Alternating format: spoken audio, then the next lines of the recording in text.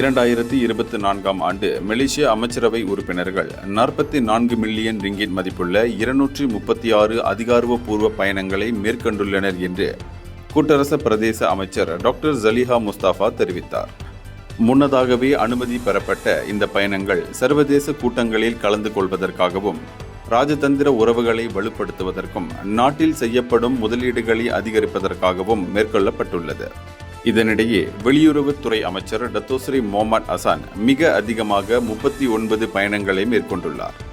அவரை அடுத்து பிரதமர் டத்தோஸ்ரீ அன்வார் இப்ராஹிம் 19 பயணங்களும், முதலீடு வர்த்தகம் தொழில்துறை அமைச்சர் டத்தோஸ்ரீ தங்கு ஜஃப்ருல் அப்துல் அசீஸ் 18 பயணங்களையும் மேற்கொண்டுள்ளனர்.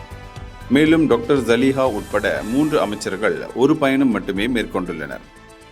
அது மட்டுமின்றி ஒவ்வொரு பயணச் செலவுகளும் நிதி வழிமுறைகளை பின்பற்றி செலவு கட்டுப்பாடுகளை பின்பற்றியே செய்யப்பட்டுள்ளன என்று டாக்டர் ஜலிஹா தெரிவித்துள்ளார். இந்தியர்களின் இதய குரல் மக்களோசை.